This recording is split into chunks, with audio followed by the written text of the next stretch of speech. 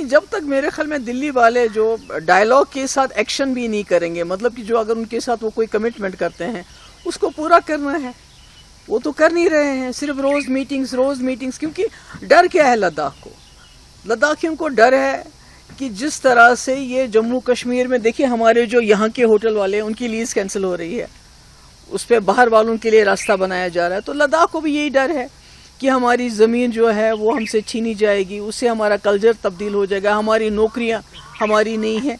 तो ये सब डर है, इसको दूर कैसे करेंगे? इसको दूर करने का काम तो मरकजी सरकार को करना है, और नॉट थ्रू जुमलास but through actions they will have to do something. Apprehensions क्या रहेंगी, क्योंकि ये मूवमेंट आगे जाएगी या इसको कंट्रोल करना शायद? नहीं, देखिए अगर आप जम्मू कश्मीर को जिस तरह आपने खुली जेल में तब्दील किया है, अगर आप लद्दाख के साथ भी ऐसा करना चाहते हैं तो उसके कॉन्सिक्वेंसेस शायद बहुत ही ज़्यादा बुरे होंगे। बीजेपी का कहना है कि ये जो प्रोटेस्ट हुए लद्दाख में, ये they were basically the people were instigated, और उसमें कांग्रेस का रोल था, कांग्रेस के एक्टिविस्ट उसमें थे। आपको लगता है कि ऐसा सच में है या बिल्कुल जो लोग आपने कहा वो एजिटेटेड थे, आउटबर्स्ट था वो? नहीं, देखिए ये तो लोगों का आउटबर्स्ट है, वो तो बीजेपी तो कहने को लिए, क्योंकि उनकी पॉलिसी उनको समझ आ रहा है आहिस्ता आहिस्ता कि जम्मू कश्मीर में जो उन्होंने 2019 के बाद पॉलिसी अपनाई वो फेल हो रही है, टोटली फेल हो रही है। पूरी मुल्क के अंदर नहीं, पूरी इंटरनेशनल लेवल पे एक्सपोज हो रहे हैं लोग, ये इनकी जो पॉलिसी एक्सपोज हो रही है। तो इसलिए अपनी जो खामियां, अपने फेलियर्स को छुपाने के लिए किसी न किसी को तो स्केपगोट बनाना ही है।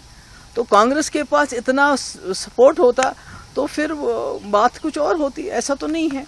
ये तो एक स्पॉन्टेनियस है, वहाँ पर लोगों का जज्बा है, लोगों की आइडेंटिटी पे लगता है हमारे अटैक हो रहा है, हमारे जॉब्स पे अटैक हो रहा है, हमारी ज़मीन पे अटैक हो रहा है, इसलिए लोग बाहर आ रहे हैं। एमएचए ने सोनम वांगचुक पे आप निशाना जो है वो साधा है, कहा है कि आई कंडेम इट।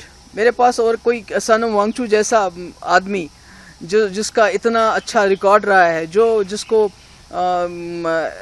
अवार्ड से भी नवाजा गया है किसी टाइम में, तो उसके ऊपर इस किस्म का इल्ज़ाम लगाना, जो इतना पुरअमन है, जिसने इतनी आज तक जितने भी उसने प्रोटेस्ट किए, निकाले, फास्ट अन टू डेथ किया, भूख हड़ताल की, गांधीयन टाइप पे चला है वो, तो आज उसी के ऊपर इल्ज़ाम लगाना, तो इसको तो मैं यही कहती हूँ कि नाच ना जाने आंगन टेढ़ा, जब इनको खुद ये फेल हो रहे हैं।